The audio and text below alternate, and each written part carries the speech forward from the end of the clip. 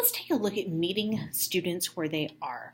We're going to run through a couple of scenarios where I think it's going to be pretty evident when we're through this why it's so incredibly important that differentiation is something that we do in our classrooms on a very regular basis. What I want you to do is go ahead and pause this video and complete this form. This form has 3 or 4 different questions and a couple of scenarios that I want you to run through, and then you're going to reflect a little bit on those questions before we move on with the rest of the video. Hopefully one of the conclusions that you came to in your reflection was that even though you're a teacher, you're still a learner, and you have very different skills than the teacher down the hall. And it doesn't make you better or worse. It just means that you're different. And our students are all different. They come to us from different backgrounds. They have different interests. They have totally different skill sets. Some kids come from homes where they have a tremendous amount of support. Some students come to us from homes where they don't have any support at all, or maybe, one parent or the other isn't there to help support them. And our students come to us with different mindsets. So taking all of these things into consideration, I think it's pretty easy to see how incredibly difficult it is to teach kids all the same thing at the same time. Obviously, we have kids that work at a slower pace than other students. We have some students who just need a little bit more time for that light bulb to come on and for things to click, or for them just simply to complete an assignment. And we also have those students who finish before everybody else, and they're always wanting to try new things, and they're out ahead of that pack, and they want to work ahead.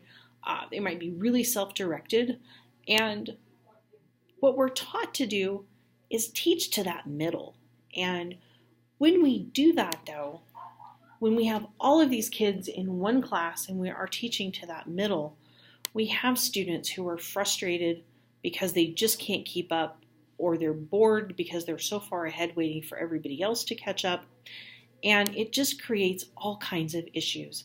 And that is where Hapara Workspace comes into play. Hapara can help you differentiate in so many different ways. So let's take a look through this workspace and I will show you what I'm talking about.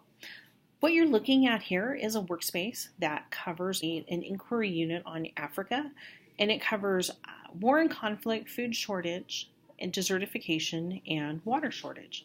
And those are the topics that students could pick to be part of a group that is studying that those particular issues in that region.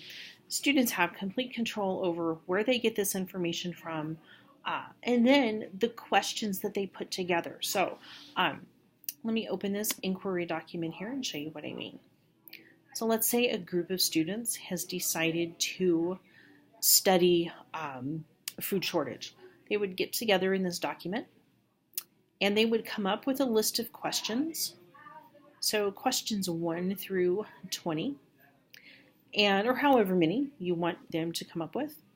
And they have to come up not only with the question, but also the answers. And as the teacher in a classroom where this is happening, you could hop into this document with them and take a look and make sure they're asking good, high quality questions. And if they're not, you can give them some feedback on here. If they're doing a really good job, you can give them feedback that expresses that as well.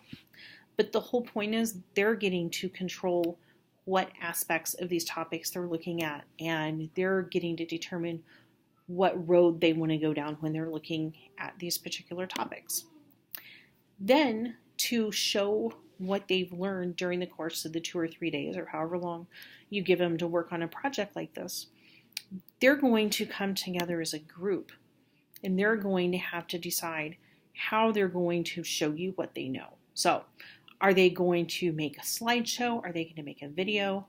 Are they going to come up with like an interactive poster? How are they going to show you what they know? The rubric over here isn't going to change. So it doesn't matter if they, like I said, if they come up with a poster or slides or a video, like a public service announcement, the rubric's going to remain the same because the content in the standards aren't going to change. They're just going to come up maybe with different ways to express what they know, and that really is what differentiation is all about. So I hope this resource was helpful to you, and please do not hesitate to contact me if you have any questions.